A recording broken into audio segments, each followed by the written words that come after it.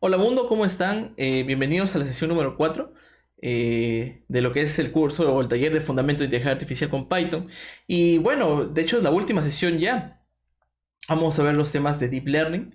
Y bueno, mencionar también que el tema anterior de Machine Learning estuvo muy interesante. De hecho, yo mismo cuando estuve desarrollando el desafío, me gustó, me sentí bastante, se sintió bastante interesante, bastante relajado el tema. Y bueno, y estar probando los distintos modelos, de hecho que también fue bastante chévere. Vamos a ver entonces ahora el tema sin más dilación a lo que venimos. Vamos a ver Deep Learning. Bien, ya habíamos hablado un poco las clases pasadas sobre el tema de Deep Learning. Desde la semana 1 inclusive veíamos viendo cómo es que iba avanzando en el mundo de Deep Learning el tema de las redes neuronales, las aplicaciones, cómo es que se estaba avanzando sobre todo en el tema de inteligencia artificial.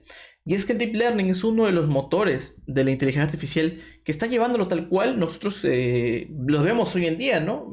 Todos esos avances que se ven hoy en día son gracias en su mayoría al Deep Learning. Machine Learning también está ahí, pero el Deep Learning es el que trae esos avances súper grandes y súper impactantes. Este va a ser nuestro programa de hoy día. Vamos a ver un poquito de la introducción al Deep Learning, la historia del Deep Learning, algunas de las arquitecturas importantes que vamos a ver y sus usos en la industria.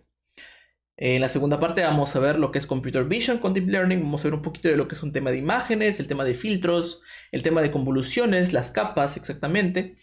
Y el tema de las primeras arquitecturas de redes neuronales las vamos a explicar brevemente y vamos a mencionar muchos más de las que existen en el estado del arte.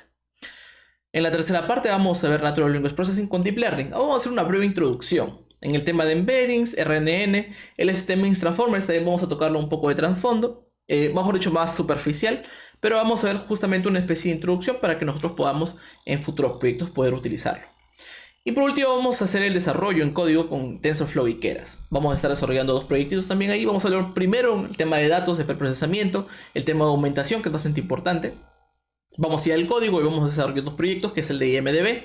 Y vamos a utilizar la LeNet, que es una arquitectura, una de la primera arquitectura de hecho de Deep Learning, que es uno de los más importantes. Bien, empecemos entonces.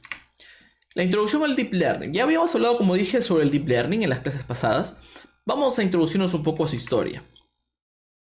El Deep Learning, como habíamos dicho, es parte del Machine Learning.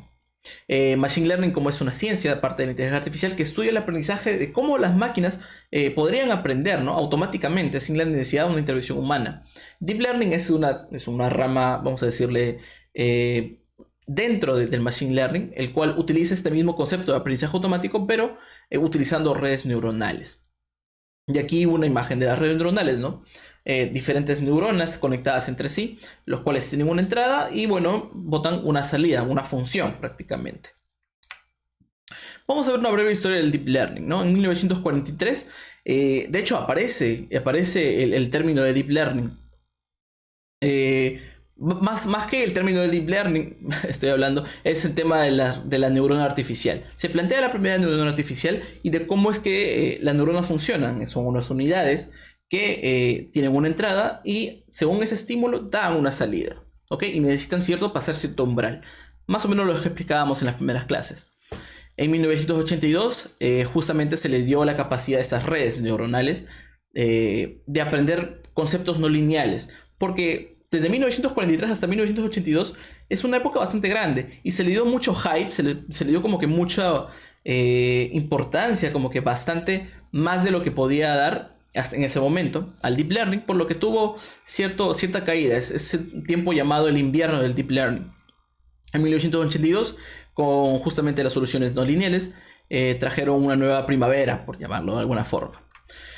Y esta línea de tiempo vamos a ver un poco de lo que son las arquitecturas tanto para Computer Vision como Natural Language Processing. En primer lugar tenemos las redes neuronales convolucionales.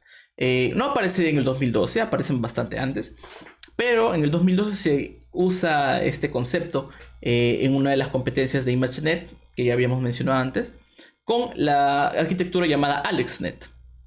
Okay, revolución en el concurso de ImageNet con un concepto basado en Deep Learning. En el 2014 se crea lo que es el Long Term Short Memory, teniendo un bastante eficiente resultado en lo que son tareas de procesamiento del lenguaje natural. En el 2017 surgen lo que son Transformers. Los Transformers son arquitecturas basadas en lo que son los modelos de atención. No lo vamos a explicar, lo vamos a mencionar nada más, porque es un concepto bastante complejo y de hecho se tardaría un poco más en explicar, aparte de que son conceptos un poco más avanzados. Y en el 2018 se empiezan a surgir ciertas ideas con Transformers en imágenes. De hecho, los Transformers como arquitectura están tomando bastantes campos del Deep Learning y es bastante importante. Si tienen curiosidad sobre esto, yo les recomendaría que chequen. Existen bastantes artículos que hablan sobre Transformers y que son muy explicativos. Y bastante importantes, sobre todo en el desarrollo de hoy en día. Estas son algunas de las arquitecturas de Deep Learning que vamos a ver en esta sesión. Primero está lo que es el perceptrón, es bastante simple. Tenemos entradas, tenemos una neurona y una salida. El feedforward sería con una capa oculta, ¿no? Que son neuronas ocultas que hacen un preprocesamiento no lineal al final y bueno, y nos dan una salida, ¿no? El Deep Feedforward, que es el DFF, son dos capas. Se dice que en el Deep Learning se necesita más de dos capas para que sea considerado profundo, o sea, Deep Learning. Por lo tanto, esto cumple de alguna o cierta forma. El Recurrent Neural Network lo que tiene son neuronas que sus salidas reingresan a la siguiente entrada. Esto lo vamos a ver también bastante en el tema de Natural Language Processing. De la misma forma, el LSTM funciona bastante parecido, pero tiene una característica adicional que se llama el Cell State. El Gate Recurrent Unit también es bastante parecido al STM. Y por último, el Deep Convolution Network, que bueno, es bastante parecido, pero en este caso tiene también capas de convoluciones. ¿Qué significan eso? Lo vamos a ver más adelante. Ok, eso de hecho es una compilación bastante pequeña de las arquitecturas que hay. Pero existen muchas más y de todas las combinaciones posibles, pero es importante ir creando como que la intuición de cómo es que son estas arquitecturas. Principales usos de Deep Learning, ya se acordarán de esta diapositiva utilizada en la sesión número 1. En el análisis de datos se ha utilizado bastante, sobre todo en el tema de forecasting. Los Transformers, de hecho, tienen bastante ventaja en este tema, sobre todo en lo que son datos secuenciales. Se está utilizando y se tiene bastante resultados buenos. También existen unas arquitecturas bastante curiosas que se llaman los autoencoders, que lo que tratan son datos de entrada, generan una transformación y de esa transformación lo que hacen es tratar de reconstruirlo. Algo bastante parecido a lo que hacíamos con el PCA en Machine Learning o con el GMM, que quizá lo han visto, quizá no, con la recomendación que les di. Entonces puede que también es algo parecido, ¿no? En análisis de datos está bastante interesante. En Natural Language Processing, como hemos visto, está la generación de textos. De hecho, GPT-3, tenemos también BlenderBot, Minabot, ambos bots de chat bastante avanzados. Que crean textos bastante realistas o conversan con las personas de manera bastante realista. También el tema de traducción sería traducción de textos. Bastante importante. Sistemas de recomendación. Este último tema está bastante en trending, pero yo no he revisado tanta información, pero sí he visto que existen papers muy importantes, sobre todo en el tema de Facebook. Yo les recomendaría que busquen estos papers porque son bastante interesantes, muy interesantes y con mucha información que impacta, ¿no? En Computer Vision, ya hemos visto el tema de vehículos autónomos, detección de objetos, hemos visto generación de imágenes y de hecho existen muchos campos que se están combinando también el Computer Vision con el Natural Language Processing. Entonces también lo vamos a ver en las siguientes diapositivas. Y por último, en el tema de robótica, que es el tema en el que yo me estoy especializando, que es con el Reinforcement Learning, ¿okay? Aprendizaje reforzado. Se tienen bastantes avances hoy en día. De hecho, NVIDIA ha sacado un simulador llamado Isaac Sim, que es bastante potente para el tema de robótica y el tema de aprendizaje reforzado profundo. Bien, con esa breve introducción, es solamente una introducción así para sazonar un poco el ambiente. Vamos a iniciar con la parte de Computer Vision en Deep Learning. De hecho, es uno de las primeras ramas que Deep Learning conoce en Computer Vision. Obviamente el anterior sería un poco del análisis de datos, pero en Computer Vision entra ya con resultados bastante favorables, bastante impactantes. Primero vamos a ver un breve recap de lo que es la red neuronal. Ya habíamos hablado antes de la red neuronal, ¿no? Que es la neuronal artificial, tiene entradas, tiene pesos, y lo que hace es, a partir de cierta función no lineal, acordémonos de esto, la no linealidad es muy importante, retornar una salida. Es una función prácticamente, pero lo que tiene es parámetros ajustables para que se pueda moldear hacia cierto resultado. Y de hecho eso es lo que es las redes neuronales. Básicamente cualquier arquitectura de red neuronal puede moldearse hasta una forma óptima para dar un resultado. Entonces el conjunto de esas neuronas nos dan las redes neuronales que tienen entradas y tienen salidas. Los componentes importantes en esta parte son las entradas, bueno, dependiendo de la tarea que quieras hacer, los pesos, que vienen a ser los parámetros a modificar, la activación, que viene a ser la función no lineal, y las salidas, que también viene a ser parte de la tarea que queremos realizar. He puesto la activación aquí por un tema muy importante, y es que las funciones de activación aquí ya son más importantes que en el tema de Machine Learning. ¿Okay? La función de activación en este punto define el comportamiento que tus neuronas van a tener en la arquitectura que vayas a definir. Empezando por la sigmoide. La sigmoide es una función que va de 0 a 1, tiene un rango de 0 a 1 y obviamente un dominio de menos infinito a infinito. ¿Qué te permite hacer esto? Es que a partir de un número, tú, bueno, le des un número. Si es negativo, bueno, tiende a 0, y si es positivo, tiende a 1. Sirve bastante para el tema de clasificación binaria y sobre todo para el tema de probabilidades. ¿Okay? Las probabilidades siempre tienen que estar entre 0 y 1. También tenemos luego la función ReLU. Esta es una función que significa Rectified Linear Unit. De hecho, Linear Unit es simplemente la función lineal, pero se rectifica de esta forma. Bastante utilizada en temas de redes convolucionales. Y de hecho, bueno, lo que significa es que si el número es negativo, simplemente es 0. Y si el número es positivo, es el mismo número. Es decir, x igual a x. O mejor dicho, y igual a x. El motivo de esta función es que si tu neurona tiene algo que aportar al sistema, vamos a llamarle de esa forma, solo lo va a aportar si es de manera positiva. Pero ¿qué sucede si es de manera negativa? Pues existen otras funciones de activación. Por ejemplo, el ELU, que es el Exponential Linear Unit, tiene cierto, vamos a decirle, cierto feedback negativo que puede ser útil. Existen otras funciones de activación basadas en ReLU que se llaman Swish y Mish, que son bastante parecidas. Que lo que tienen es un pequeño feedback negativo, pero luego van a 0 de nuevo.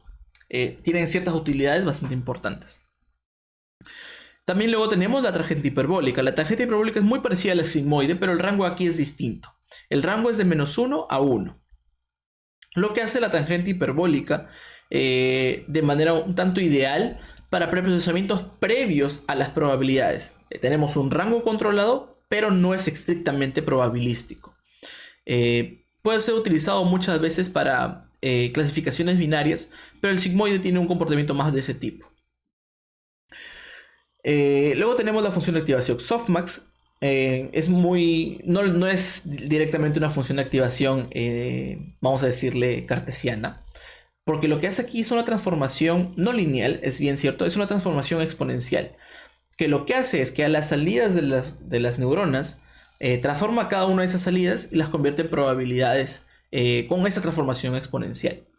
Muy utilizada en tema de clasificación, clasificación categórica, es decir, cuando tenemos 3 o más categorías.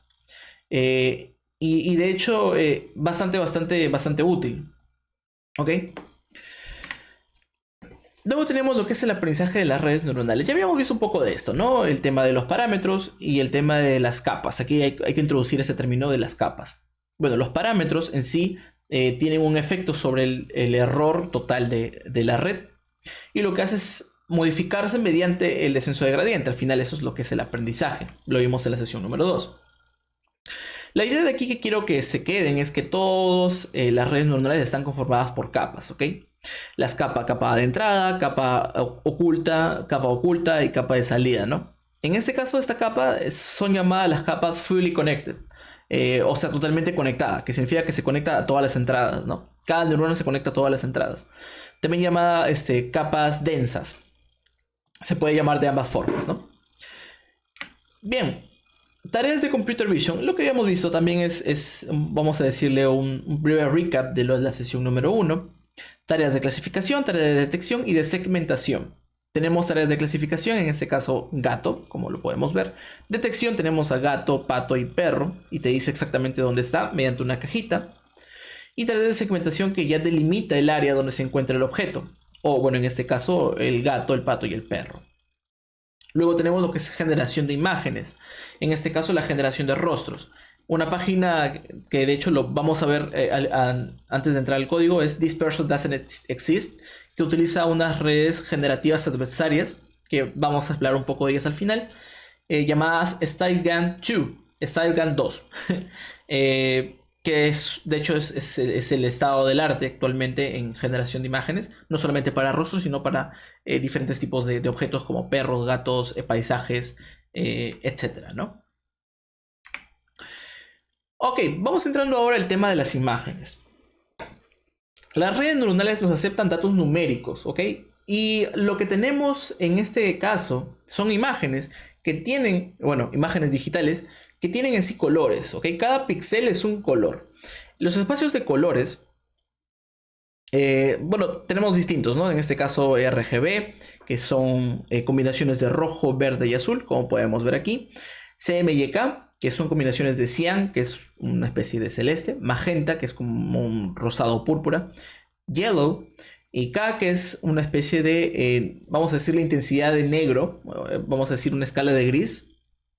Entonces esta combinación de estos tres nos da también los diferentes colores. Eso es más utilizado en temas de impresión. Quizás si han visto sus tintas, se van a decir, ah, cierto, tienes el amarillo, el magenta y el celeste. Tiene sentido. Luego tenemos HCV y HCL. Esto de hecho es una representación continua del espacio de colores. Como pueden ver aquí, toda la gama de colores se encuentra en una especie de cono. Bastante utilizado en temas de segmentación de imágenes.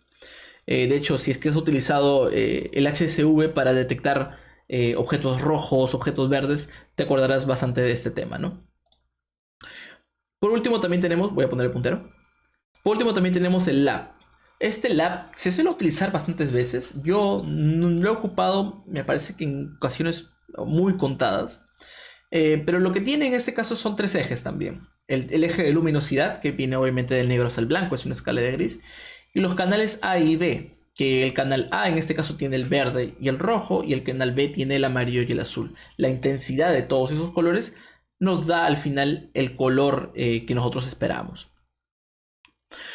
Luego tenemos los píxeles. Los píxeles en este caso son, vamos a decirle, puntos de información que representan colores. En este caso estamos representando colores en RGB. Como podemos ver, es este honguito que es de 12 por 11. De hecho, está hecho con una tabla de PowerPoint. Es de 12 por 11. Este píxel tiene, bueno, guardada la información de rojo. Y en este caso, como estamos utilizando el espacio de color RGB, está guardando 3 bytes. 255 para el rojo, 0 para el verde y 0 para el azul. 3 bytes, ¿por qué? Porque estos valores van de 0 a 255. Un byte tiene 8 bits. 2 a la 8 es 256, por lo tanto cabe, ¿no?, toda esa información. Pero ¿esa es la única forma de guardar imágenes? Obviamente no. Tenemos, por ejemplo, la escala de grises, que ya no guarda 3 valores, sino guarda solamente uno, que va justamente también del 0 al 255, pero es en este caso el negro al blanco, ¿no? En este caso, bueno, va a guardar un valor de grayscale, ¿no? 255 no creo que sea en este caso, me he confundido, estoy seguro que me he confundido, es un valor menor. También tenemos otros bastante conocidos, los RGBA, que adicionalmente al RGB inicial le damos un canal alfa, que es el canal de transparencia. Esto se puede diferenciar aquí porque aquí tenemos un patrón detrás de las imágenes que solo se puede ver a través de ella en la imagen número 2. Que tiene, bueno, ciertos cuadros transparentes. En este caso también bastante parecido, ¿no? Se guarda el 25500 y un 0 adicional que es para el canal alfa. 4 bytes por píxel. Habiendo definido todo esto de los espacios de colores y las imágenes, vamos a ver un poquito de los filtros y cómo es que funciona. ¿Cómo se le aplican los filtros a las imágenes? Bueno, los filtros, son operaciones realizadas a las imágenes con el fin de extraer características importantes de ella. ¿Ok? Nosotros tenemos diferentes imágenes y le aplicamos ciertos filtros y estos filtros nos van a dar cierto comportamiento en la imagen. Vamos a ver un poco de esto. Por ejemplo, si queremos líneas verticales, podemos aplicar un filtro sobre el Y. Ok, este es un ejemplo. Podemos aplicar, hay otros filtros para sacar líneas verticales. Este es el filtro en cuestión y esta es la imagen que nos da. Como ven, son líneas, bueno, son horizontales, aquí me he confundido. Son horizontales. Si queremos líneas verticales, en este caso, tenemos el sobre el X, que lo que nos da es el cambio en X, que justamente son las líneas verticales, y ese es el filtro que utilizamos para ello. Luego tenemos cambios en la imagen. Esto de cambios se refiere a los lugares donde el color cambia de manera más brusca. Y de hecho suele ser o a veces suele confundirse con el término de encontrar bordes. Bueno, que de hecho los bordes también es un cambio brusco de colores. Uno de los filtros es el filtro laplaciano y de hecho podemos ver exactamente que tiene como que las líneas del tablero de ajedrez, ¿no? Es cuando cambia el color de blanco a marrón, de marrón a blanco y se puede ver exactamente. El filtro es el que se encuentra aquí a la derecha, ¿no? Estos filtros son bastante característicos, bastante estudiados por el procesamiento de imágenes clásico, también podríamos decirle. Y bueno, a partir de eso es como que se desarrollan las redes neuronales convolucionales. De hecho, estos filtros también pueden ser o se aplican mediante una operación llamada convolución, que lo vamos a ver más adelante. Aquí. Bueno, de hecho podemos ver exactamente que en las convoluciones 2D, en las redes neuronales convolucionales, nosotros tenemos un filtro cualquiera. O sea, es un filtro que nosotros no sabemos exactamente qué característica nos trae, como esos de acá, que tienen ya características definidas o números definidos, pesos definidos. Pero en este caso nosotros no sabemos qué pesos existen. Y es justamente el proceso de Machine Learning. El aprendizaje mismo va a definir los pesos según la tarea que requiera. En este caso es un Sobel X, ¿no? Estos pesos tendrían que tener una característica similar al Sobel X, que lo que va a hacer es traer líneas verticales. Pero los filtros presentan pesos aprendidos en las redes neuronales convolucionales. Y más o menos la operación es así. Tenemos un kernel, en este caso es de nuevo un Sobel X, que lo que va a hacer es tomar 3 por 3, en este caso el tamaño, multiplicar cada píxel que le quede por sí mismo, o sea, en la misma posición, y luego sumar los resultados. Esos resultados que se suman se colocan en la nueva imagen. Y vamos hablando un poco de la terminología. En este caso el stride, que podríamos traducirlo como paso, es, ok, primero ve esto y luego se mueve un píxel. Eso sería en el stride 1. Si se fuera el stride 2, sería, ok, tenemos 1 y luego se movería 2. Stride 3 se movería 3 también, ¿no? Para la derecha y para abajo. En este caso tendríamos el kernel size o el tamaño del kernel, que es de 3x3. ¿Pero puede ser de 5x5? Sí. ¿Puede ser de 7x7? También. Puede ser de 4x4, que sería un número par. Teóricamente sí es posible tener un kernel de ese tamaño, pero normalmente se requiere que haya un píxel central para hacer las convoluciones. Por eso es que se requieren, o mejor dicho, se suele trabajar más con kernels de tamaño impar. Por último tenemos el padding. En este caso no hay padding. Pero ¿qué significa el padding? El padding, aquí podemos ver exactamente que la imagen original es de 5x5. Podemos verlo. Sin embargo, la imagen resultante es de 3x3. Pero, ¿qué quiere decir? Que se ha perdido un contorno. Entonces, obviamente esto es porque el tamaño del kernel es de 3x3. Entonces, necesita el píxel central y solamente hay 9 píxeles centrales. Entonces, en conclusión, pues esos píxeles centrales se transforman en la nueva imagen, o las operaciones que haya de ella, sale la imagen de 3x3, ¿no? El padding lo que nos permite es rellenar los valores que existan, que sean necesarios para que la imagen se mantenga en su mismo tamaño. Existen varios tipos de padding. Un padding, por ejemplo, puede ser padding de ceros, solo ceros. Entonces pones aquí full ceros y ya tienes píxeles centrales del total de la imagen, ¿no? Y bueno, tendrías en resultado el tamaño original de la imagen. A veces no se suele utilizar esto porque los ceros también suelen incrementar el ruido de las imágenes. Sobre todo en la imagen misma, por ejemplo, si es que tú le pones una capa de ceros en el borde, se suele ver como negro. Y si tú le pones ese padding en tus procesos de convoluciones, tu imagen resultado va a tener un borde negro. Por eso es que no se suele utilizar mucho. Otro de los paddings utilizados es el padding, vamos a decirle interpolado entre comillas, pero lo que se hace es este 7 lo pasas para arriba, este 2 para arriba, el 3 para arriba, el 3 para arriba, el 8 para arriba, y etcétera, etcétera, y vas como que rellenando todo. Y el valor de esquinas es un promedio entre los... Bueno, en realidad es el mismo valor, no es un promedio. Es el mismo valor, que es en este caso 7, 8, 4 y 5. Entonces rellenas con los valores que tienes de tus bordes. Y yo creo que este ya es un proceso un poco más natural. De hecho, en este caso ya no te quedas con el borde negro anterior. Por lo tanto, mantiene en este caso el padding. Que lo vamos a ver también más adelante con Linet o con AlexNet. Y más o menos cómo funcionan las redes neuronales convolucionales. No solamente se hace un proceso de convolución. Aquí solamente estamos haciendo un solo proceso. Sino que se hacen varios filtros. En este caso podemos ver que hay 3, 6, 9, 10 filtros. 10 filtros, se pasa también por una función de activación, una función no lineal, y se vuelve a pasar por una convolución, por una función no lineal, se pasa por un pool. Vamos a ver en la siguiente diapositiva qué es lo que significa: convolución, función no lineal, convolución, función no lineal, pool, convolución, función no lineal, etcétera, etcétera, etcétera, hasta que se vuelvan a sacar o se saquen información relevante de las imágenes. ¿Ok? En este caso es un carro, ¿no? Que pasa por varios filtros, pasa por varias capas, y al final pasa por una capa Fully Connected, que son las capas que habíamos visto en este lado, ¿ok? Las Fully Connected, las densas.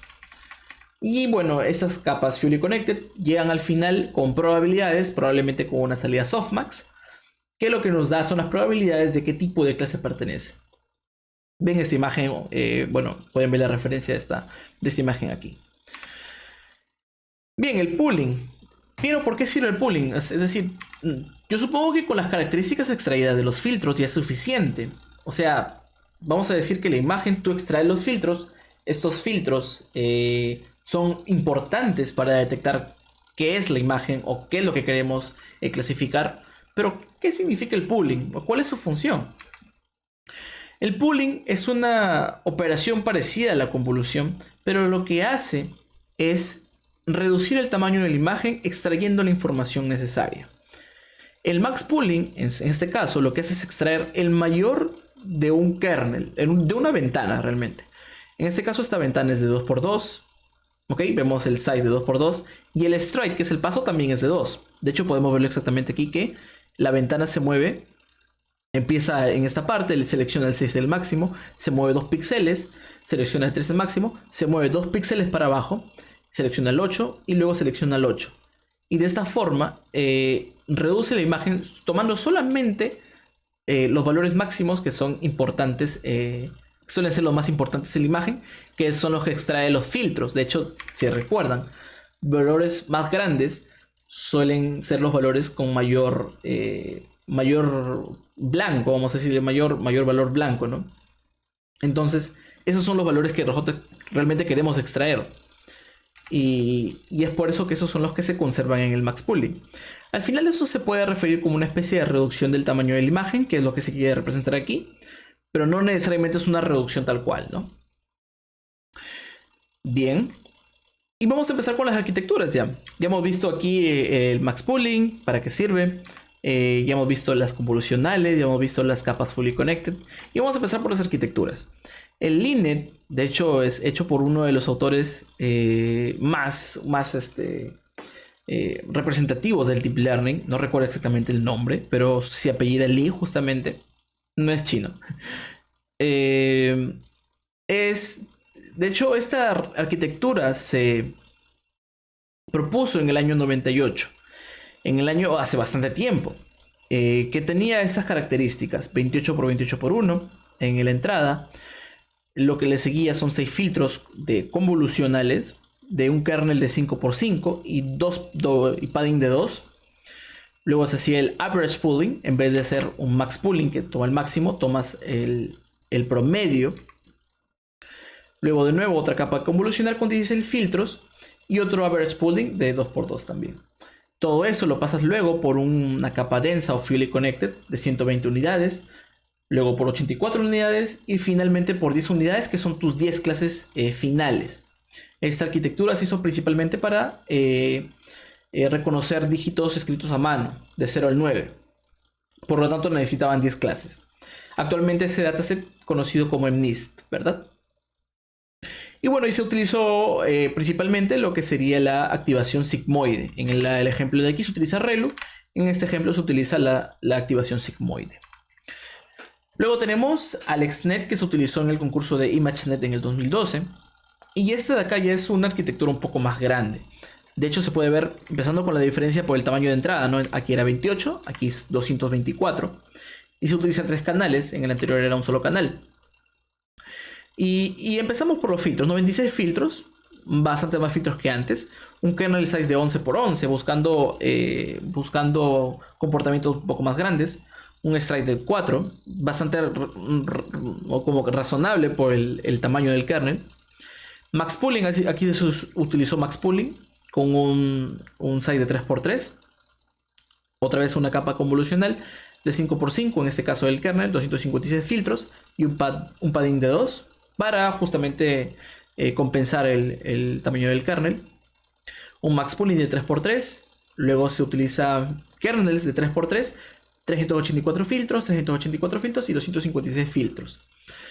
Y finalmente se hacen capas densas, capas fully connected, ¿no? 4096 unidades, 4096 y 1000.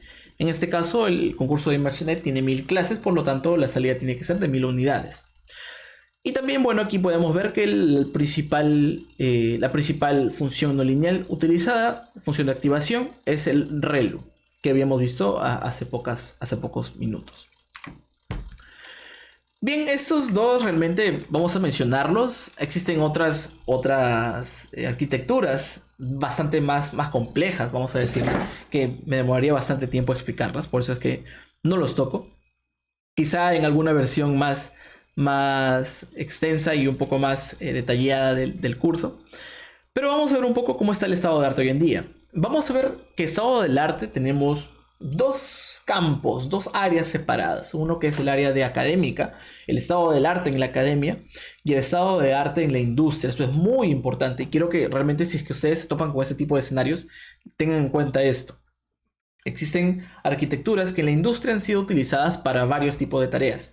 Entonces, ir por ese camino es una recomendación que yo les doy personalmente, que sirve bastante. Mientras que en la academia existen supuestamente arquitecturas que mejoran las anteriores, pero que no han sido testeadas en la industria. Entonces, podrían ustedes llegar, vamos a decirle, como pioneros a ciertas áreas, pero si es que quieren asegurar un resultado, yo les recomendaría que vayan por los que ya están en el estado del arte actual en la industria, ¿no? Dicho esto, empecemos explicando, ¿no? En el estado del arte actual en lo que es Machine, o mejor dicho, Computer Vision en Deep Learning, tenemos lo que son Transformers, principalmente. De hecho, se utilizan Transformers últimamente para crear ciertas arquitecturas de clasificación de imágenes. En ImageNet también existen. Y tienen muy buenos resultados. De hecho, se están combinando justamente con Transformers también modelos de Computer Vision con Natural Language Processing. Bastante usado. Y también una de las características del estado del arte, que de hecho esto lo noté desde 2019, es que se están utilizando técnicas de aprendizaje semi-supervisado. Utilizan redes, vamos a decirle, metaredes, vamos a decirle de alguna forma, que lo que hacen es hacer labeling a datos que no han sido tagueados previamente, o sea, no es un aprendizaje totalmente supervisado. Y lo que permite esto al final es crear o minimizar el error de varianza, ya que a partir de cierta certeza que tú tengas sobre vamos a decirle, imágenes que no has clasificado, tienes como una red que hace el tagging y otra red que es la que aprende realmente. Entonces se crea una dinámica muy interesante de aprendizaje con ese tema semi supervisado.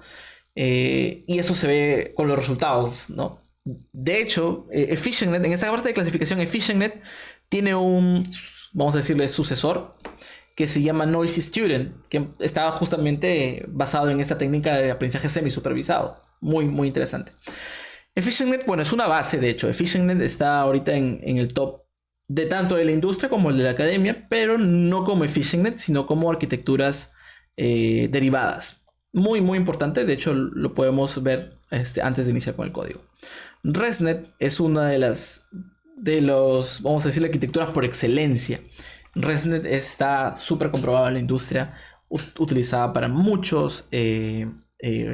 para muchas áreas, para muchas tareas, y funciona bastante bien, es bastante robusta. ResNet, de hecho, el único problema de ResNet que yo le veo personalmente es que es muy demandante de manera computacional. De hecho, la mayoría de modelos de Deep Learning son demandantes computacionalmente, pero ResNet es particularmente demandante. MobileNet, todo lo contrario a ResNet, también está comprobado su uso. No hay que esperar una eficiencia tan grande por MobileNet, pero lo que sí podemos esperar es que sea bastante rápido. MobileNet se hace con este sentido, con tener redes para tareas de imágenes que nos permitan tener tiempos de respuesta bastante rápidos. Entonces MobileNet, si es que también está probado en el tema de la industria y también en la parte de academia, me parece que funciona bastante bien. Se compite con EfficientNet en el tema de redes rápidas. Bueno, no es que EfficientNet sea rápida, EfficientNet, vamos a explicarlo rápidamente. EfficientNet tiene niveles que va desde el 0 hasta el 7 y de hecho tiene un par de niveles más que son especiales. Pero el 0 es como que el más rápido, pero el menos eficiente. Y luego va escalando, ¿no? Menos rápido, más eficiente, pero y así sucesivamente, ¿no? Bien, en temas de detección. En temas de detección tenemos tres también. Tres en el estado del arte. Swing en el estado del arte académico. Trayendo también el tema de Transformers a la detección de imágenes. Bastante potente. Luego tenemos YOLO. YOLO, de hecho, es uno de los más utilizados hoy en día. De hecho, es uno de los más cómodos de utilizar porque hay muchos tutoriales y una comunidad bastante grande detrás. Actualmente se encuentra en el YOLO V4. Están también mejorando las arquitecturas de YOLO V4. Existe un YOLO V5, pero no es tan oficial, así que no lo menciono tal cual. Pero es importante que lo vean. Yo sí les recomendaría que utilicen la última versión porque los YOLOs se mejoran con las versiones. No es que, ok, el YOLO mejorado es más eficiente, mejor dicho, tiene mejores resultados, pero es más lento. No, el YOLO se mejora todo, el tiempo de respuesta y los resultados que da. Así que es muy recomendable. Y por último, el RetinaNet, que ya viene a ser algo parecido al ResNet. De hecho, RetinaNet está basado en ResNet.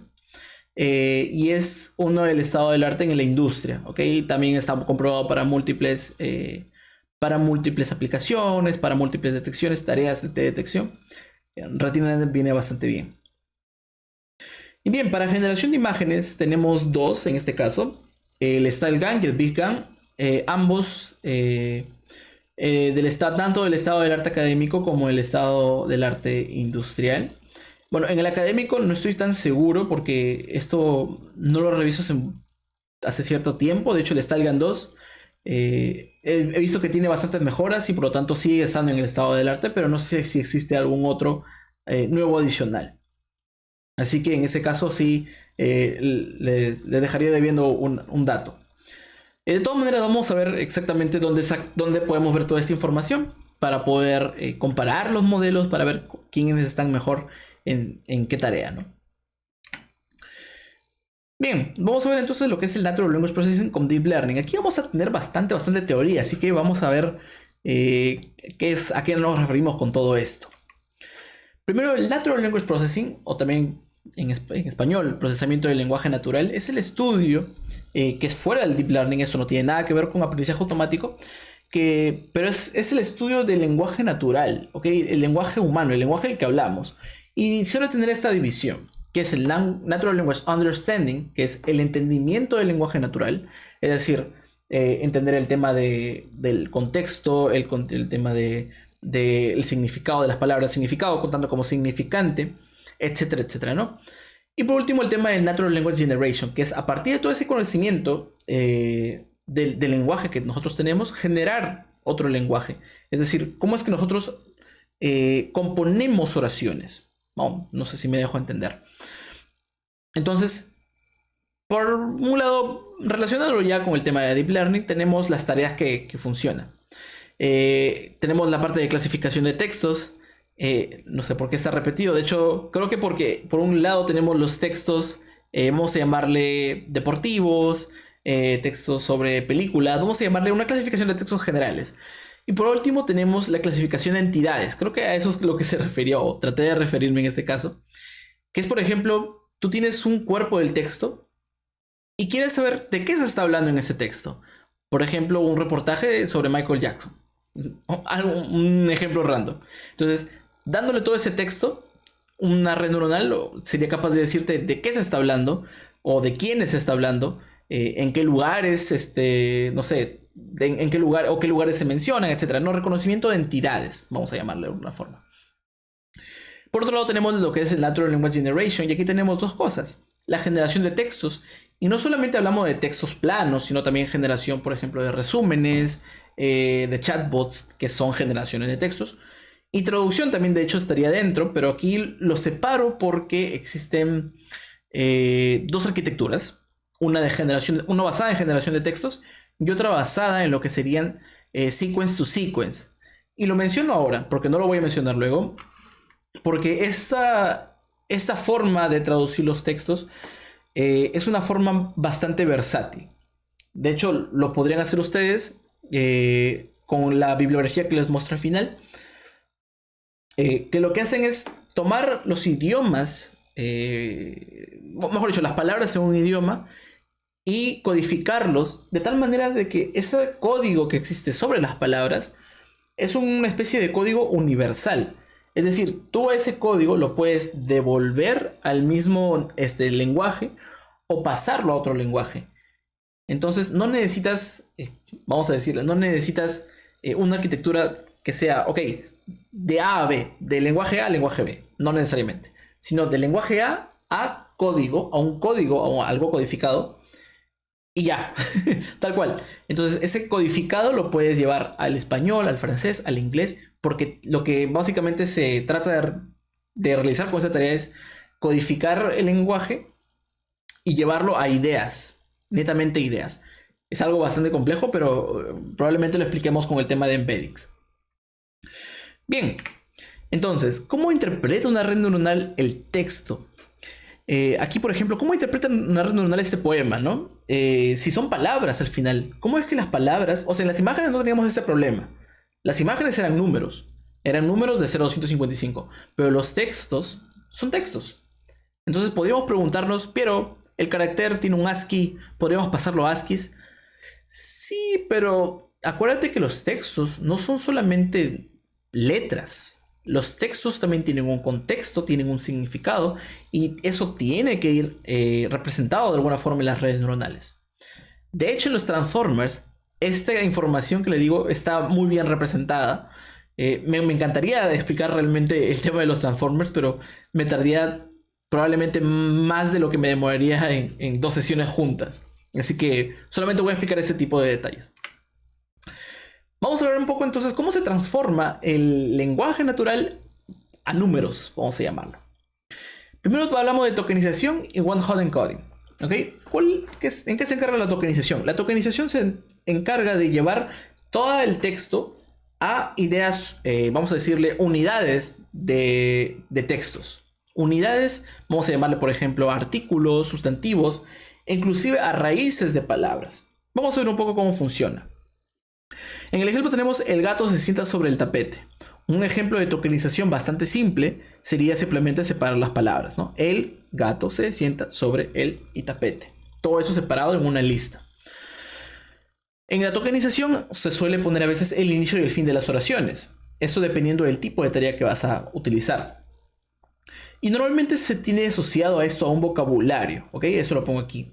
Porque tú tienes, vamos a decirle, un cuerpo o un texto total con el que quieres entrenar una red neuronal y que tiene cierta cantidad de palabras. Pero quizá, vamos a decir que esa cantidad de palabras compone tu vocabulario.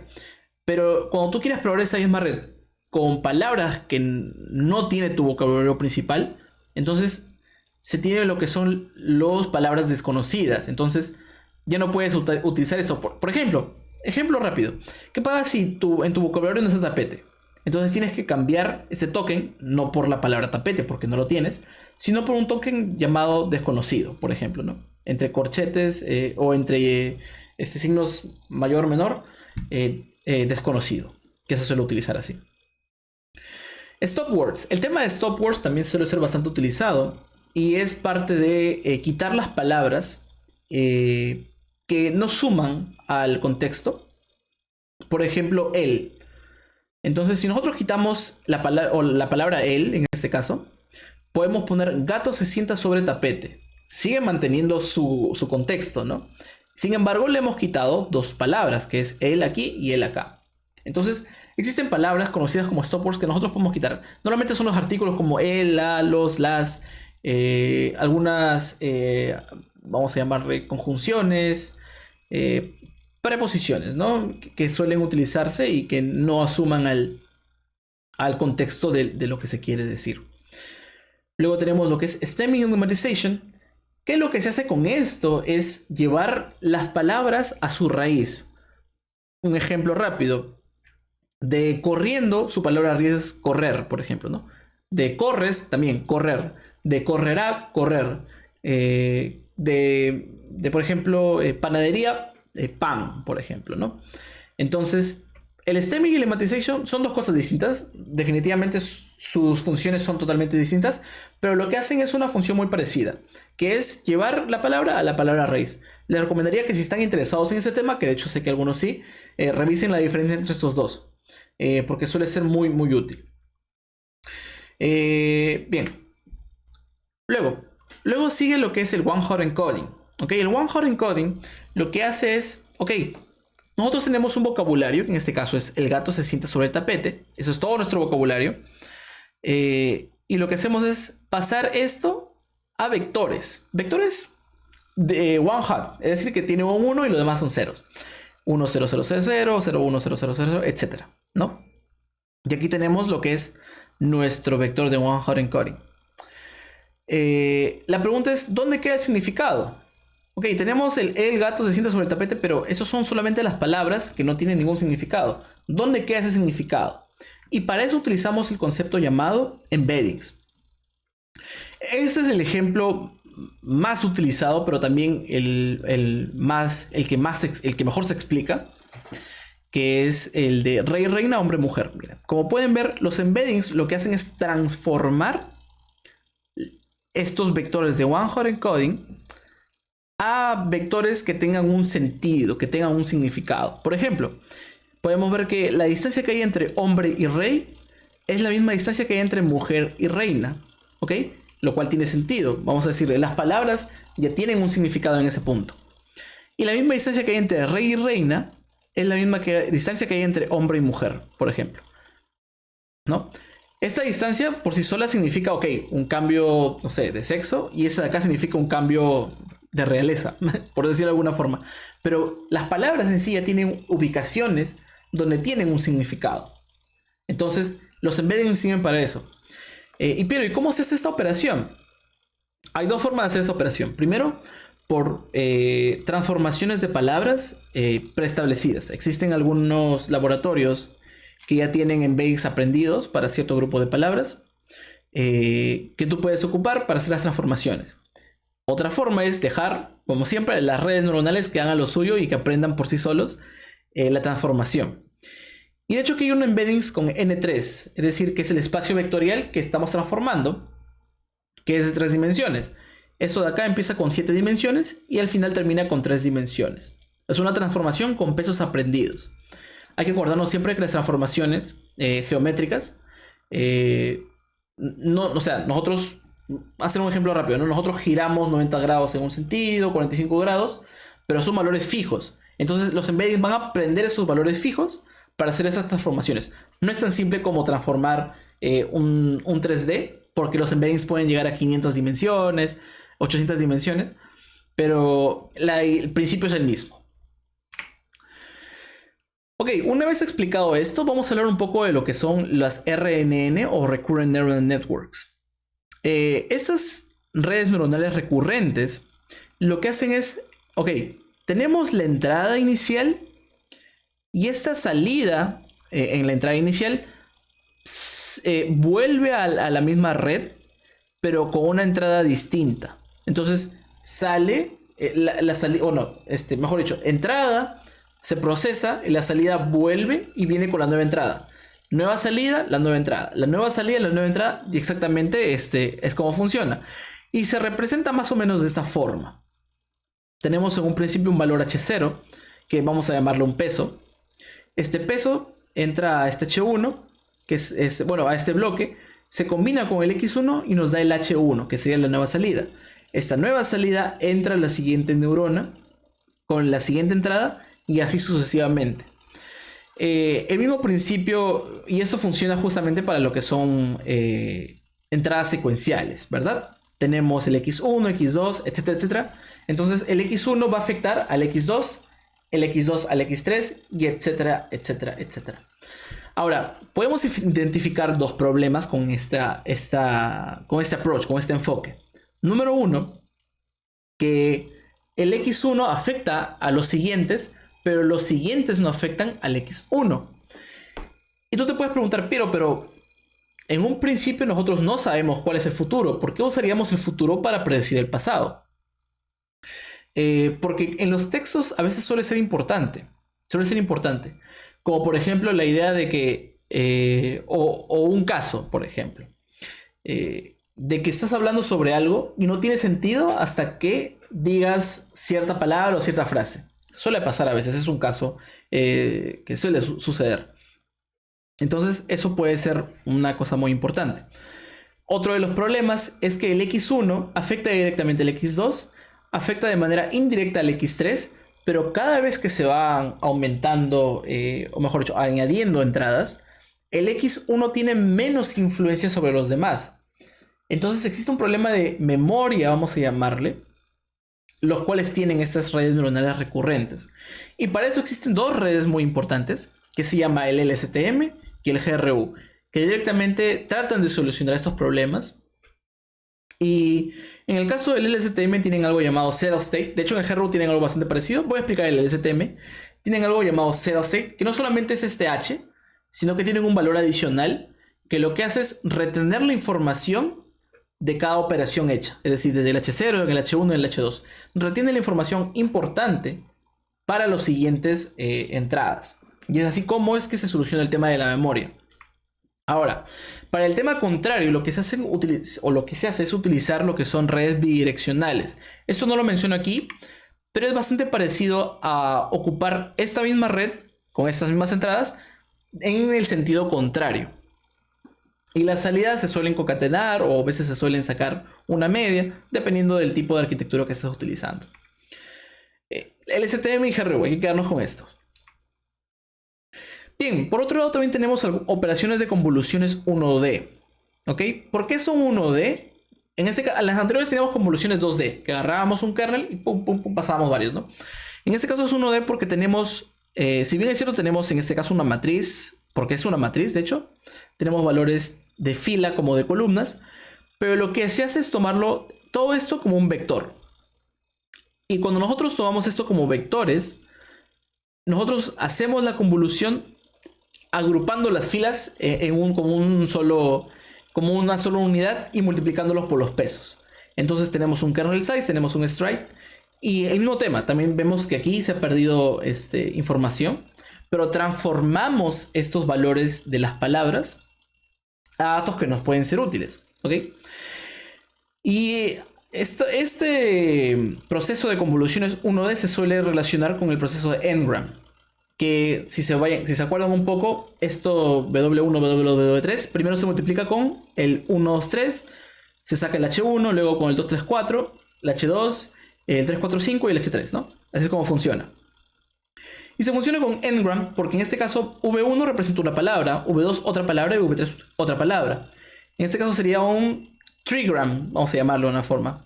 Trigram porque toma 3 palabras primero, luego toma las siguientes 3 palabras y luego las últimas 3 palabras. Agrupado por 3. Si nuestro kernel sería de 4 elementos, agruparía de 4 en 4 palabras. Si fuera de 5 elementos, bueno, agarraría todo, pero sería de 5 palabras. Si fuera de 2, agarraría de 2 palabras en 2 palabras. Entonces, así funciona lo que sería el N-gram. pero con las convoluciones 1D. Bastante intuitivo, bastante útil. Pero ¿qué tantos suele ocuparse las convoluciones 1D en el tema de tareas NLP? Bastantes pocas veces yo les he visto, más he visto el tema del STM, GRUs, pero suelen ocuparse con intuición. De hecho, esto es bastante intuitivo. Cuando tú ves, por ejemplo, textos que necesitan extraer qué sé, características de los textos, porque al final eso es lo que hacen las convoluciones, extraer características o enfocarte en ciertas partes del texto que son importantes. Suele ser muy útil utilizar convoluciones 1D. Y para hablar un poco del estado del arte en el NLP tenemos los Transformers. Aquí sí hay que ser totalmente tajantes. Los Transformers han revolucionado el tema del Natural Language Processing. Y aquí vamos a poner modelos de generación de texto principalmente. Aunque esos dos son de chatbots, pero chatbots también son generación de texto. Tenemos BERT en este caso. BERT salió en el 2018. Y fue un boom, totalmente un boom. La forma en cómo tú ubicabas, o sea, estos transformers no utilizan ninguno de estos dos, ni RNNs ni convoluciones. Y de hecho eso es una cosa muy buena de los transformers porque los hace un poco más eficientes de modo de capacidad computacional. Pero lo importante que utilizan esos, y eso lo voy a mencionar ahora, son modelos de atención. También es un tema un poco complejo, así que no lo he mencionado, pero los modelos de atención o las arquitecturas de atención lo que hacen es tomar el texto completo y enfocarse en las palabras dependiendo de lo que queremos hacer. Bastante interesante también. Beto es BERT, la misma arquitectura de BERT, pero para español. De hecho, le llamaron Beto, es muy, muy interesante. BERT tiene sus versiones en francés, en alemán, en italiano. El italiano me gusta mucho, se llama Alberto, es muy bonito. Por último, luego tenemos Blenderbot y Minabot, dos de los chatbots que a mi parecer, y de hecho también es en el estado del arte de lo que son chatbots, son los mejores ahora mismo. Blenderbot es desarrollado por Facebook y de hecho es open source, por lo tanto lo pueden probar si es que lo buscan por ahí. Tiene 3 modelos en total, un modelo pequeño, mediano y grande, que de hecho la mayoría de modelos de generación de texto son así porque suelen ser bastante pesados. Y es un chatbot bastante potente. Yo he tenido la oportunidad de probar el modelo pequeño, creo que lo mencioné en algún momento. Y es bastante interesante de utilizar, sobre todo si tienes alguna aplicación donde quieras ocuparlo. Minabot, hecho por Google, es un predecesor de Blenderbot. No están directamente relacionados porque uno es de Google y otro es de Facebook, pero sí es bastante impresionante los resultados que se dieron. De hecho, creo que fueron los primeros chatbots hechos con Transformers, si recuerdo bien. Y Minabot, los ingenieros de Google trajeron una métrica adicional para Minabot, que era una métrica que definía qué tan natural se entendía tu habla. Y de hecho se lograba literalmente chocar con los humanos. O sea, Minabot era bastante humano, porque chatbots antes de Mina habían bastantes y muy buenos. Pero cuando hablabas con ellos sabías y se sentían que no eran humanos, porque, bueno, por el tema de la programación. Pero Mina sí revolucionó ese tema. Y por último, pero no menos importante, el GPT-3, que ha totalmente llevado de cabeza a todo el mundo, literalmente a todo el mundo, por el tema de la generación de textos realistas. Y lo genial de GPT-3 es que la arquitectura se mantiene. Si tú buscas la arquitectura de GPT original, de GPT-2 y GPT-3, vas a darte cuenta que la arquitectura se mantiene tal cual. Es la misma arquitectura. Lo que cambia en GPT es la cantidad de datos que utilizan. Yo leí el paper de GPT-2, no leí el de GPT-3 hasta ahora, pero lo tengo pendiente ahí. Y lo que hacían en GPT-2 era tomar textos sacados de Reddit. De hecho, lo que se hacía era tomar los textos de Reddit de los usuarios que tengan buen karma. usuarios, si alguno que ustedes está viendo utiliza Reddit, sabe a lo que me refiero, pero los que no les explico. En este caso el karma es como tu reputación. Es decir, si tú eres un usuario que comparte información útil, que suele escribir información, vamos a decirle, que no sea ofensiva, o sea, que sea una información decente, te dan karma según vamos a decirle, el feedback de las personas. Entonces este feedback, los ingenieros de OpenAI lo utilizaban para definir los textos que iban a sacar para su modelo. Actualmente están utilizando, me parece que muchísimo más creo que eran 2 teras de información en textos. No estoy seguro exactamente, no lo recordaría si hubiera leído el paper, pero no lo he leído hasta ahora. Pero es muchísima, muchísima información de textos. Y lo que ha hecho GPT-3, un generador de textos excepcional.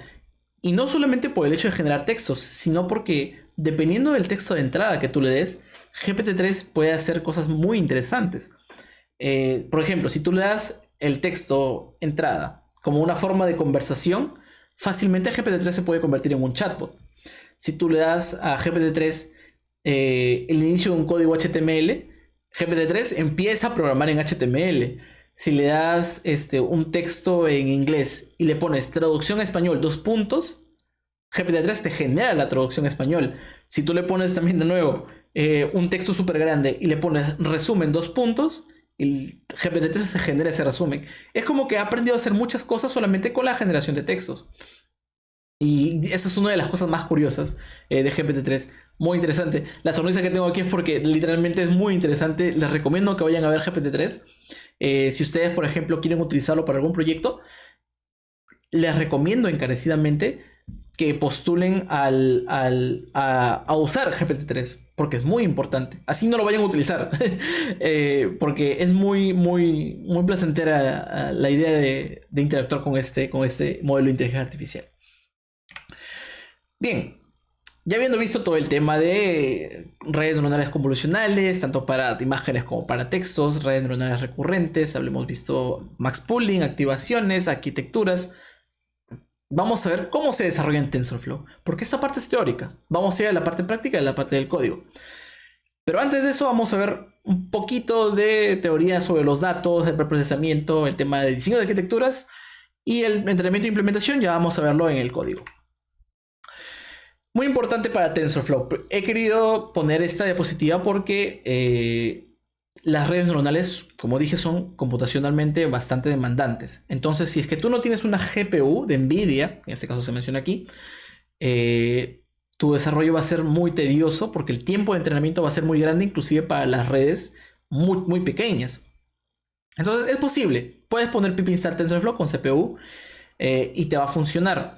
Esto de aquí, yo la única utilidad que le veo es para cuando estás desplegando un modelo en un servidor que no tiene GPU, como por ejemplo una Raspberry, pero que tampoco es un modelo súper grande de generación de imágenes, así, ¿no? Sino un modelo chiquito que lo que hace es clasificar alguna imagen o toma algunos datos de sensores y te clasifica algo, por ejemplo.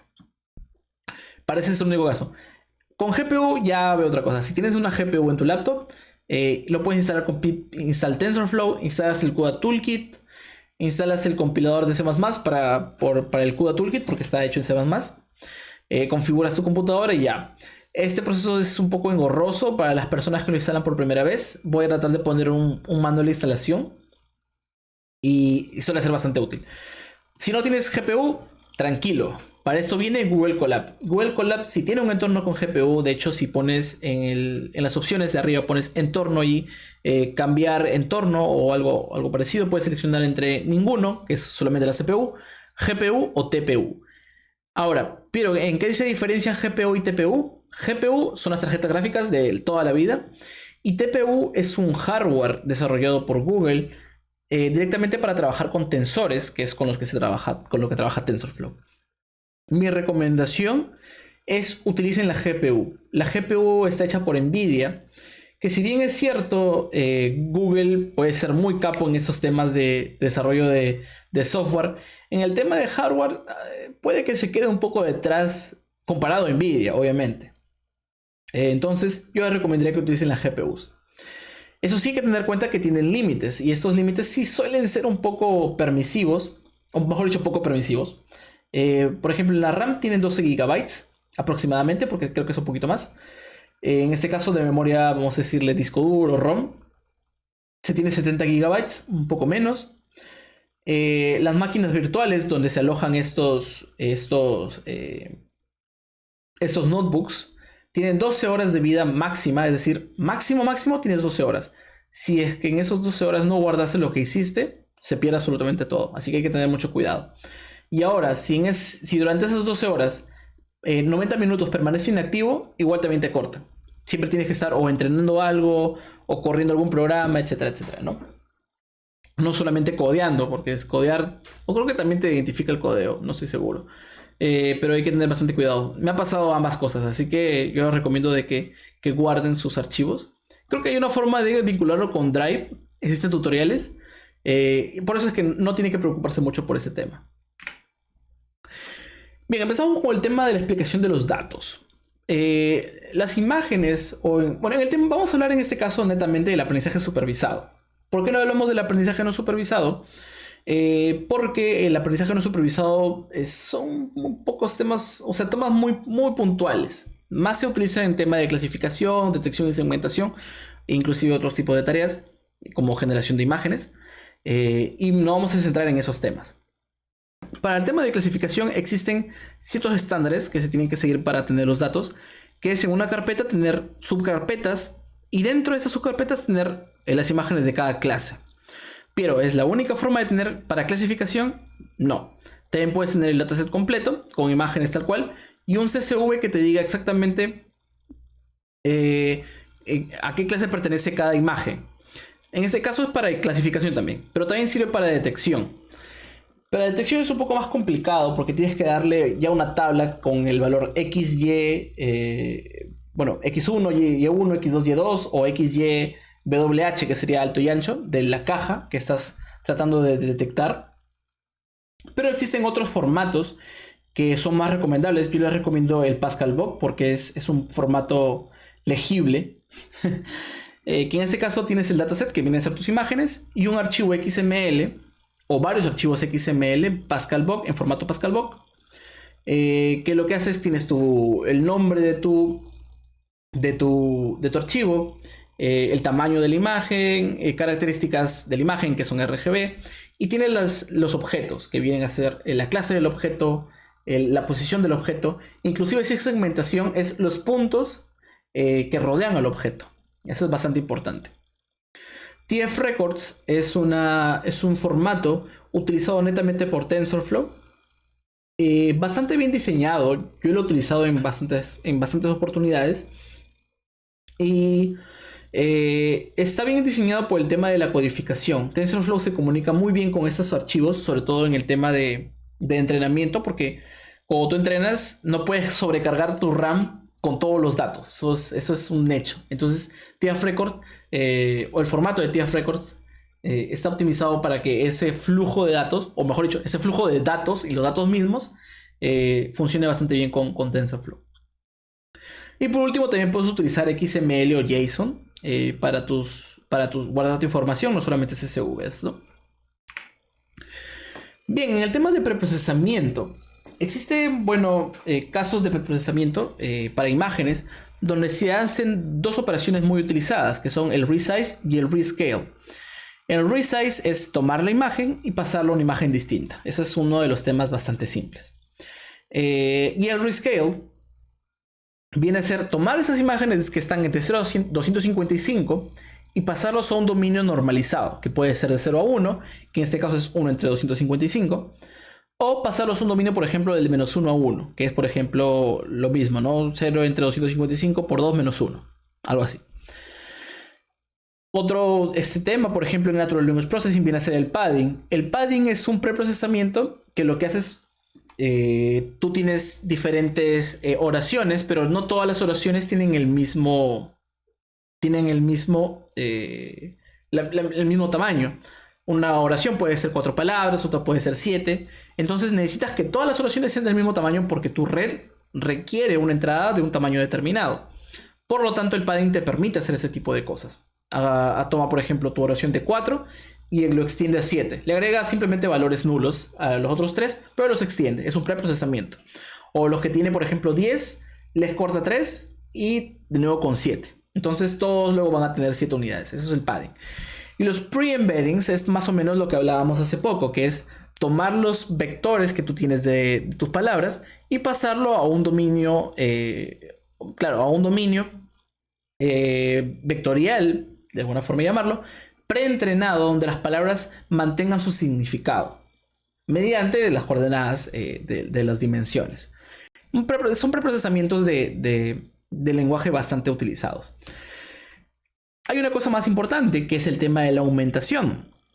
Aumentación de datos. Lo bueno de los datos no estructurados es que te permiten hacer estas cosas. Y voy a explicarlo rápidamente. Por ejemplo, tenemos aquí, queremos detectar balones de fútbol. Entonces tenemos la imagen original, que es el balón de fútbol, pero podemos aumentar esas imágenes. Generar imágenes adicionales a partir del original. Por ejemplo, le podemos hacer un flip vertical, ¿no? Y tenemos la misma imagen, solo que flipeada.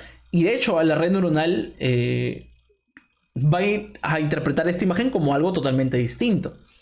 Si esto se lo muestras a una persona, la persona dice, pero es la misma imagen, solo que está volteada. Pero la red neuronal no piensa de la misma manera, ¿no?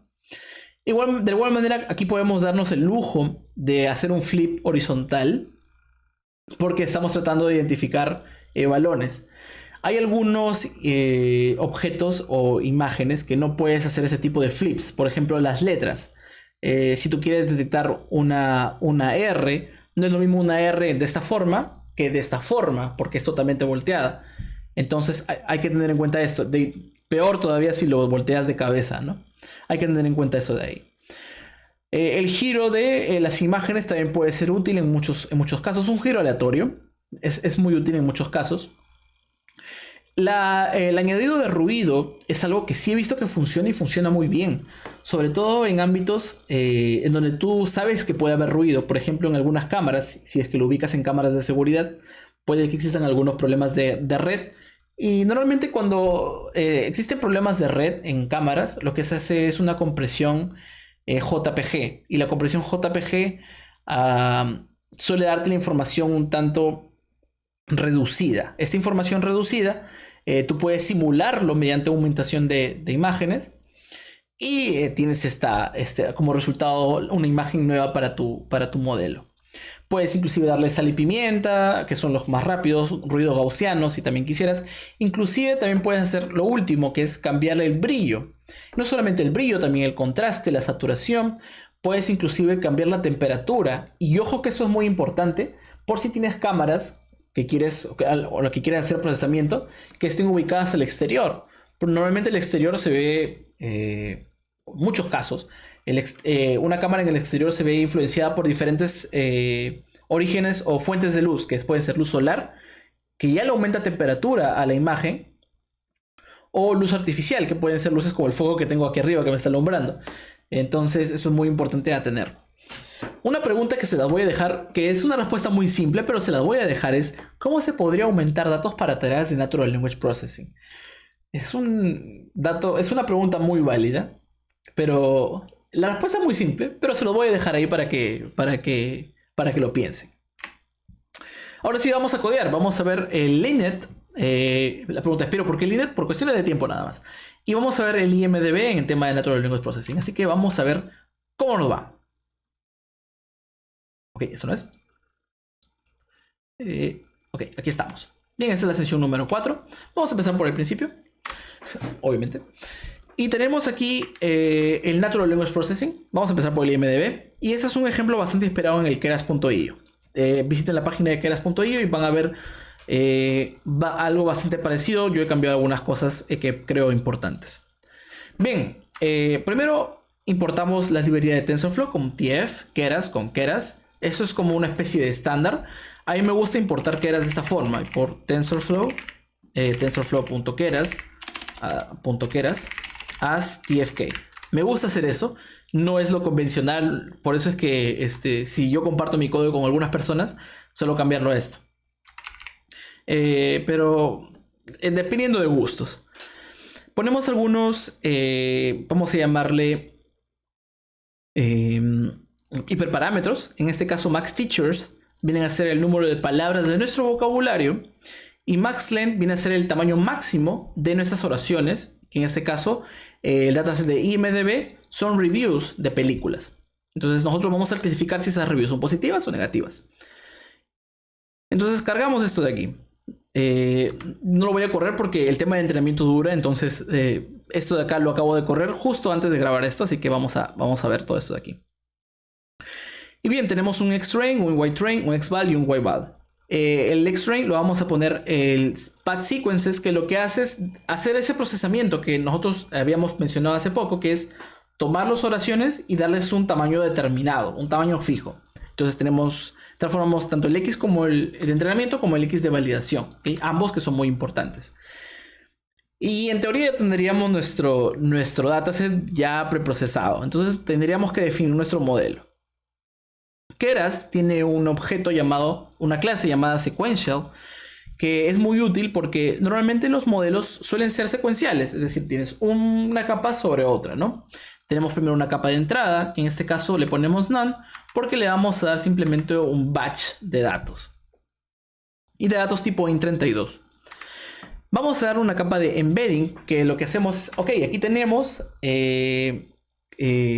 vamos a definir esa transformación para darle significado a las palabras.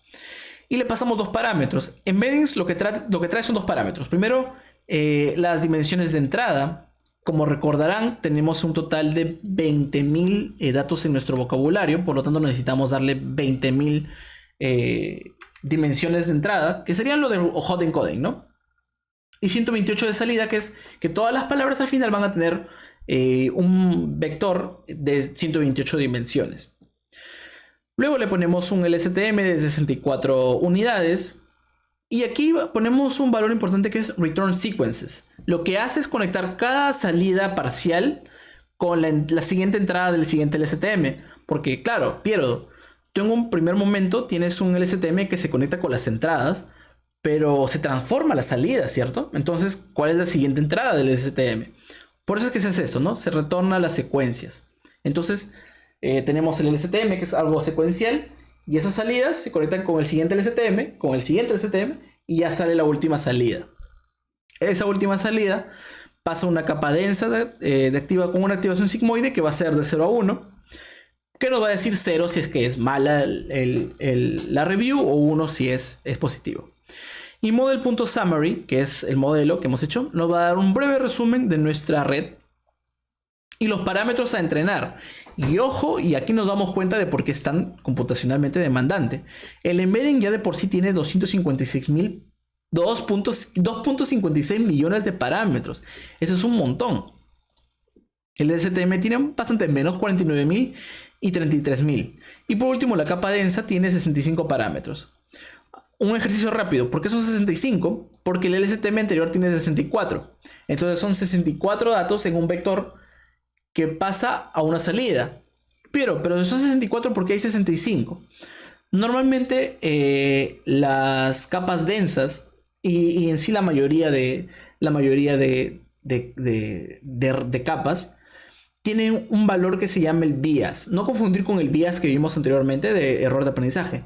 Este bias es una especie de umbral que te dice qué tan fácil es activar o no la neurona.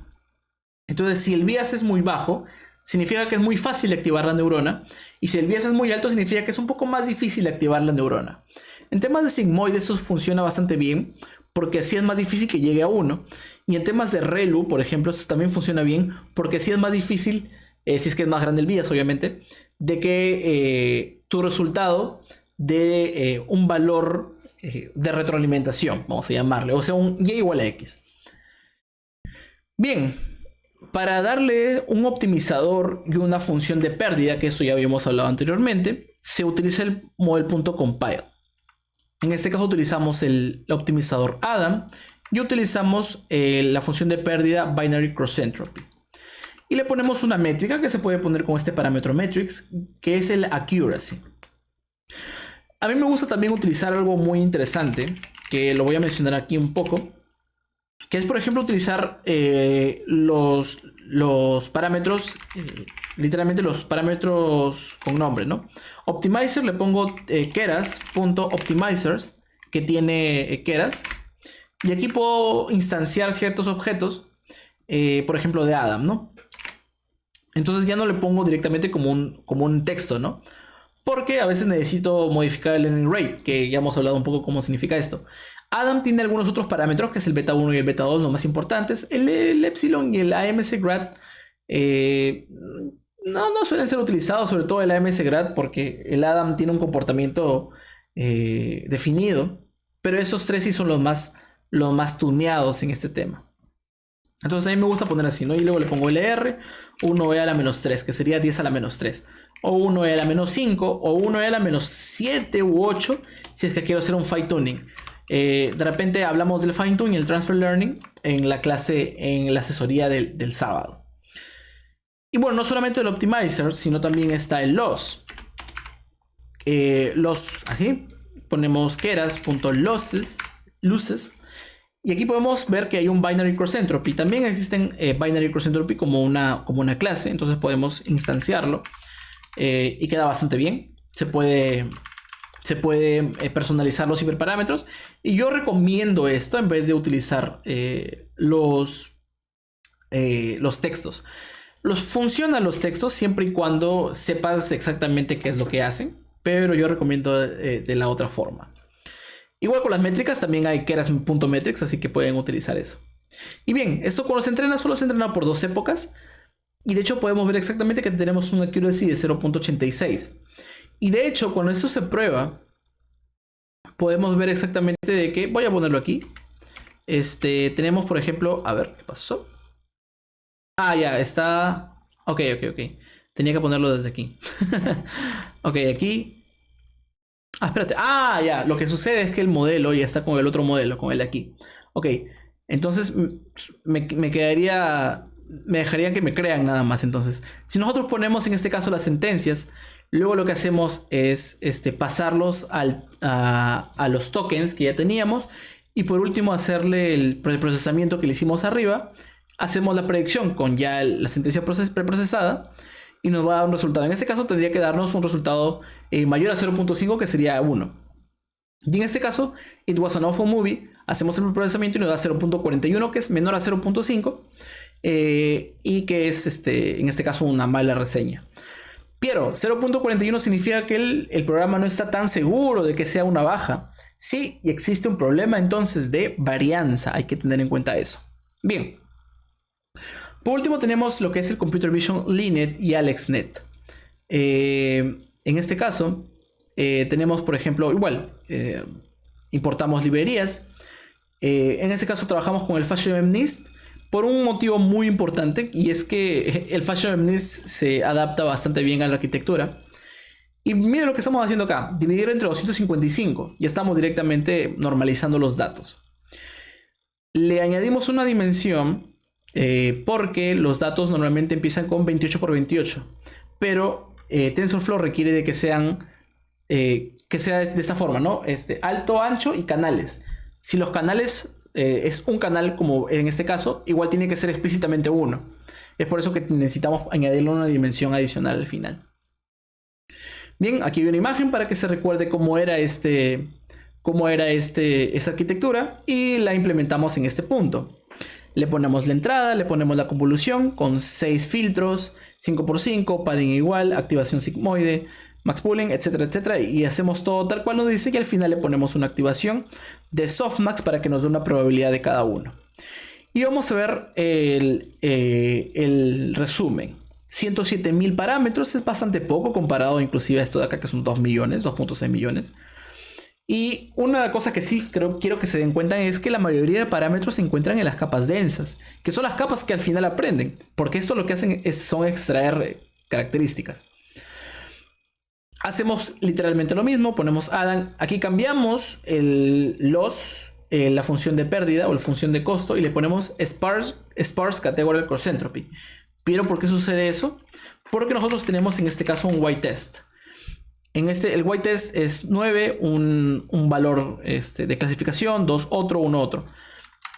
Normalmente el categorical cross entropy así requiere de que estos valores estén en one hot encoding, igual que en las palabras, parecido, pero con los números. Y el sparse te permite justamente tener esta forma de salida.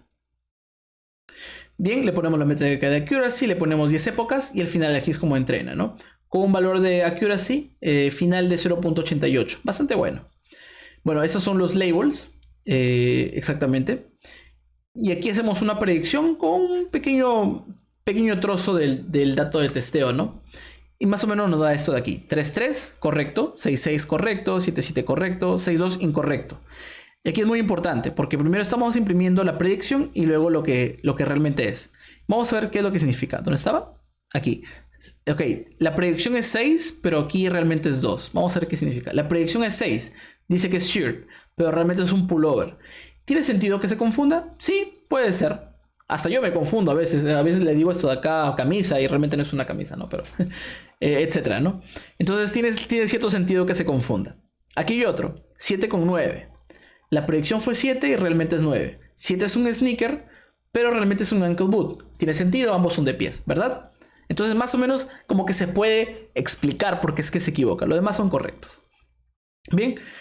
Quiero que se queden con esta idea de cuál es el procedimiento, ¿no? Tenemos primero las librerías, definimos algunos hiperparámetros, cargamos los datos y hacemos un preprocesamiento, que es lo mismo que hacemos aquí, ¿no? Cargamos los datos, hacemos un preprocesamiento, que en este caso es muy sencillo. Definimos el modelo, las arquitecturas y las capas del modelo. Acuérdense que pueden poner Shift Tab para ver exactamente cuáles son los parámetros de este modelo. En este caso lo han puesto de esta forma, pero pueden verlo en los ejemplos o inclusive ver el API de TensorFlow Keras. Yo les recomiendo de manera encarecida que hagan esto. Bien, esos son los dos ejemplos que les voy a mandar para ser más rápido porque en la anterior parte nos demoramos mucho haciendo el código. Bien, entonces, eso más o menos es el código. Vamos a ver exactamente cuál es el desafío 4. El desafío 4 va a ser el Brain Tumor Dataset.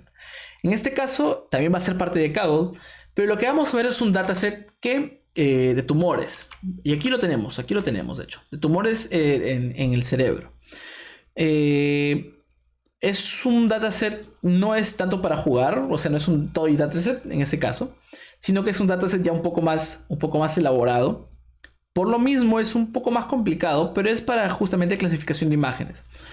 No me he querido meter con detección de objetos porque las arquitecturas de detección de objetos son un poco más complicadas. La segmentación son mucho más complicadas. Entonces, más o menos para tantear ese terreno, aquí podemos empezar, ¿no? Y bien, aquí un poco de los metadatas. Bueno, aquí podemos ver las imágenes. En total hay cerca de 2500 imágenes para una clase y 2500 imágenes para el otro. Aquí está, ¿no? 2500 imágenes para el otro. Bueno, menos de 2500. Entonces, y aquí, bueno, aquí puedes ver exactamente un poco de los metadatos. Puedes ver exactamente de que no existe un tamaño normalizado en este punto. Ni siquiera existen todas las imágenes en RGB, que en este caso son RGB, sino que también hay imágenes en blanco y negro. Entonces ahí tienes que darte cuenta cómo utilizarlo. Y también mucho ojo porque hay JPG, hay PNG y hay TIFF. Entonces, mucho ojo con esa parte también. Pueden descargarlos mediante esto de aquí. Pueden utilizar también el API, de hecho. Vamos a ver si es que aquí se puede utilizar el API. No, no se puede utilizar el API. Bien, pero es posible descargar los datos. No son muy pesados, de hecho. Y esto va a ser, ¿no? Lo mismo de la anterior vez. Hacen un notebook con una cierta arquitectura de red. Pueden ser creativos. Si ustedes tienen algunos conocimientos adicionales, pueden ocuparlos. De todas maneras, yo les voy a estar mandando, mejor dicho, voy a estar dándoles algunos tips el sábado que tenemos la última asesoría para ver qué podemos hacer y etcétera, ¿no? Y más. Ok. En este caso, ese sería el desafío. Bien. Entonces, en la siguiente sesión, ya no hay siguiente sesión. Esto fue simplemente una diapositiva adicional que quedó. Pero sí les podría decir que podríamos inclusive mejorar el curso, darle una continuación, poder inclusive valorar un poquito de reinforcement learning, que es de hecho uno de los temas que más me apasiona. Entrar ya un poco en profundidad con los temas de computer vision, con el tema de natural language processing, porque Realmente nosotros hemos visto una introducción de cada tema porque esos temas son bastante amplios y bastante complejos. Entonces, yo creo que valdría la pena hacer una segunda parte de este curso. Y eso. Bien, algunas referencias adicionales que he añadido aquí, por ejemplo, está el Advanced Deep Learning with TensorFlow 2 and Keras, Applied DL bueno, todo esto, de Atienza, es de la editorial Pact. Mucha gente critica esta editorial, yo simplemente, al principio también era un poco de dudoso contenido, pero he visto que últimamente, sobre todo lo de los últimos años, que es 2020-2021, son bastante buenos. Y esto de acá sobre todo habla de contenido sobre TensorFlow 2 y Keras un poco más avanzado. Entonces, totalmente recomendado. Totalmente recomendado. Esto de acá es Hands-on Natural Language Processing with PyTorch 100x. Pero no he visto PyTorch. Bueno, pero realmente de aquí he sacado cierta parte de la teoría. Y esto de acá yo lo recomiendo bastante. De hecho, lo tengo por aquí. Lo tengo por aquí, está por acá. Y es bastante recomendable porque te explica bastante bien los temas de Natural Language Processing. Y lo bueno es que van directo al grano. Eso es lo que me gusta de este libro. Muy bueno. El de Yeron, que ya hemos visto bastantes veces. Ese también lo recomiendo. Es vamos a decirle el libro de recetas de TensorFlow 2. Hecho en el 2021. Entonces, yo lo pongo aquí porque he leído este libro y trata tanto el tema de imágenes. De hecho, esto se basa totalmente en Computer Vision. Y he visto que en el tema de imágenes es muy explicativo. También ve detección de objetos desde cero. Y también hace Transfer Learning con modelos de YOLO. Segmentación, hace GANs. Y también me parece que es un poco un método llamado NAR, si estoy seguro. NERF, perdón, NERF. NERF, no. Se me olvidó el nombre, pero es para describir imágenes con lenguaje natural. Muy recomendable también. Y bueno, los otros dos que ustedes ya lo conocen. De hecho, todos siempre saco alguna información de estos tres. Así que siempre los dejo por ese lado. Así que bien, ha sido para mí un gusto estar con ustedes todas estas 4 semanas. Hay que decirlo que ha sido bastante enriquecedor toda esta experiencia. Para mí sobre todo porque he tenido que buscar formas de explicar esto de manera simple, aunque a veces no, es casi imposible, pero es lo que hay, ¿no? Quiero decirles también que esto realmente es un punto de partida, esto es una introducción, son fundamentos como menciono en el título por este lado. Entonces, si es que están interesados a aplicarlos en su industria, ver cuál es la mejor manera, si es que las imágenes, porque las imágenes suelen ser la parte más llamativa y la que suele tener más campo de acción. Utilizar los libros que están en las bibliografías, buscar ciertos tutoriales, profundizar un poco más en esos temas de las arquitecturas y ver exactamente cómo es que funciona mejor. Y etcétera. Que sí quisiera, entre comillas, pedir disculpas por el tema de Reinforcement Learning porque siento de que esto sí debía ser un tema. Reinforcement Learning es un tema que de todas maneras está agarrando mucho campo y es muy importante. Así que ya lo veremos en alguna otra sesión. Así que nos vemos pronto, nos vemos el sábado. Hagan sus desafíos y los estaremos revisando. Nos vemos.